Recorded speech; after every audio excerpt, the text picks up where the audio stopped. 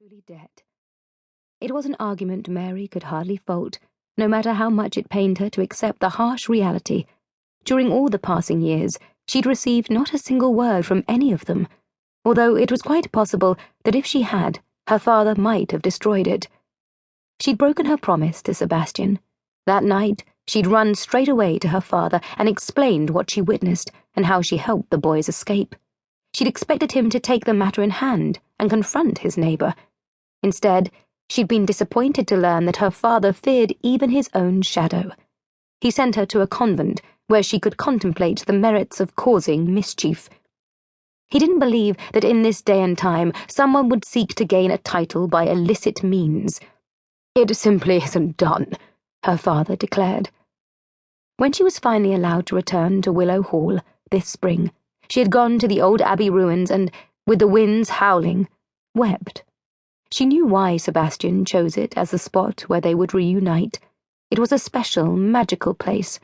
She had boldly kissed him there, then worried that her father would discover what she had done and banish her from her home for her brazen behavior. She'd been all of 12, but she knew she'd never forget the press of his lips against hers, how sweet and terrifying it had been. "A sad thing, his nephew's being devoured by wolves," Lady Alicia said. Their partial remains found near the abbey ruins was one of the rumours regarding their demise that floated about, and Alicia always chose the dramatic over the ordinary.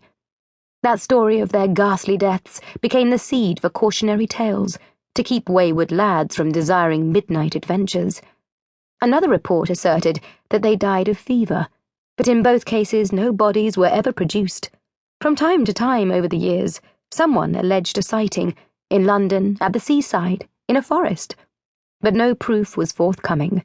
Their true fate remained a mystery. Mary was certain, however, that they had indeed perished somewhere along the way during the long years of their absence. Otherwise, they would have returned as promised. Sebastian would have come to her. Nothing would have stopped him from keeping his vow. Nothing, except death. She'd lost track of how many nights she'd mourned their passing, only to awaken the next morning convinced that somewhere they still lived. Any number of reasons could have delayed their arrival, but with each passing year, it seemed less likely that they would return, that any of them had survived to manhood. Out of the corner of her eye, she spotted Lord David heading down a distant hallway. The toad cut a fine figure, dressed in his finery, and that grated terribly on her nerves. He should be bloated and hideous, hunchbacked even, like Richard III, who, in order to gain the throne, had locked his nephews in the Tower of London. The two were not so very different. It had taken everything within her not to cast upon her accounts when earlier in the evening he smiled at her in passing. His eyes possessed a cunning that only she seemed capable of recognizing. Everyone else fawned over him, enamored of his charm. At least he possessed the good sense not to take her gloved hand and press a kiss to it, as he'd done to her aunt upon their arrival. If he had, Mary surely would have had no control over her foot, and he'd have found it connecting with his shin. "Lord and Lady Westcliff!" Mary wondered if perhaps she and Alicia should take their leave.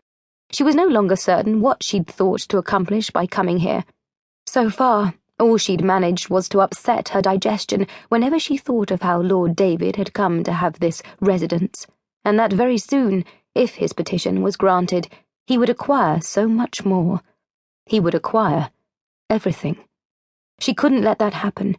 She would write a letter to the Court of Chancery and explain what he'd done, what she heard, what had happened that night when the lads had disappeared. Would her words be believed, or would they be considered simply another fanciful tale to add to the many that surrounded the mystery of the Pembroke Lords? Her musings were interrupted when two gentlemen came to claim dances with Ladies Hermione and Victoria. Once the couples had wandered onto the dance floor, Alicia said, "I can't believe you'll be married at the end of the month." Nor could Mary. During the first ball, she had caught the fancy of Viscount Fitzwilliam. A devoted courtship involving an abundance of flowers, promenades in the park, and long afternoons in the parlour had followed. They shared the same interests in music.